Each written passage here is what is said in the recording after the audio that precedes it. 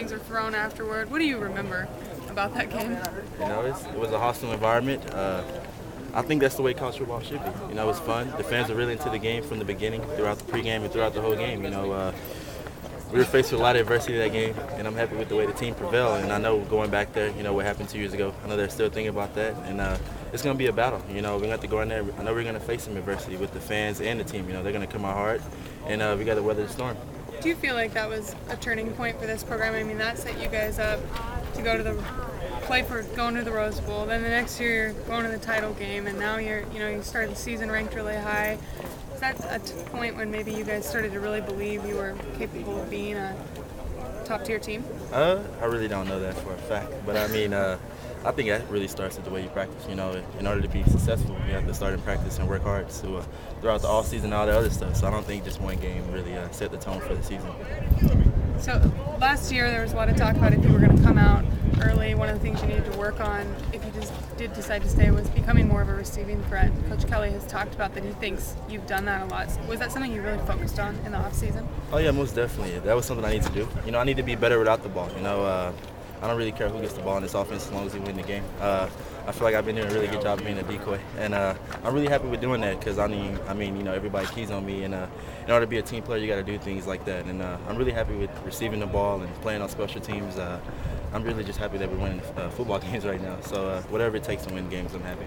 With receiving, what were the big things that you worked on, like just X's and O's wise in terms of technique, that type of thing? Do you just need more reps at it still? Oh yeah, mostly technique.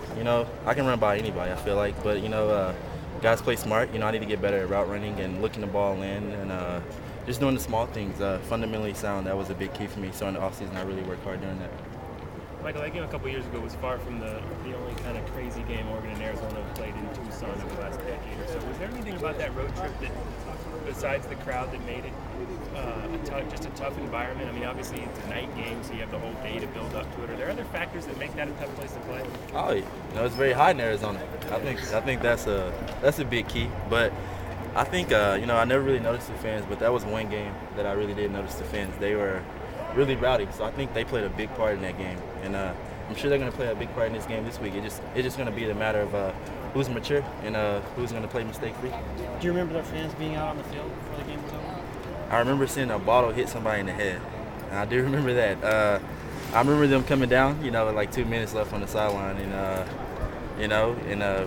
with a minute left, he drove the ball down, and like I said, it's just a hostile environment. Just playing a loud stadium, how equipped do you guys feel to operate your offense when it's loud and you can't hear very much? Oh yeah, we do everything from the sideline anyways, and we read our signs, and so I don't really think the noise would be a factor for us too much at all. I see you with your feet. Since the other day when you said I was like poetry. Take anyone on in a race, has anyone challenged you to one yet? Any of your teammates? No, not yet. Dior, he tries to challenge me a lot, but I think he's not serious. But nobody hasn't challenged me yet. I was hoping somebody like you guys would challenge me, since you guys are the ones who say that I'm slower. I think you would beat all of us in a race, and no one would dispute that. Hopefully. How do you, I guess, your mentality going into your next game? Obviously, you kind of got the start in the game that you wanted to. Your confidence ever shaken? Probably not, I'm sure. But how's your confidence going into this next game?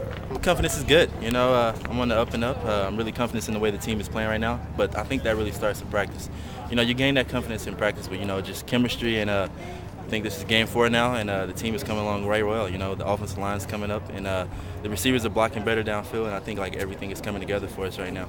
How about Arizona in particular? The fact that the physical team, more so on offense and defense with their size and whatnot. But the physicality that you're going to get in the Pac-12.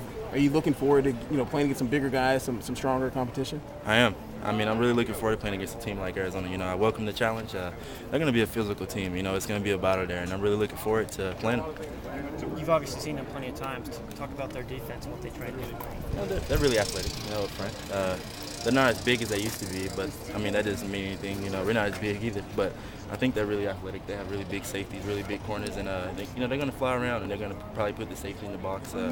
We just got to be ready for it, and we got to be ready to play them in their crowd.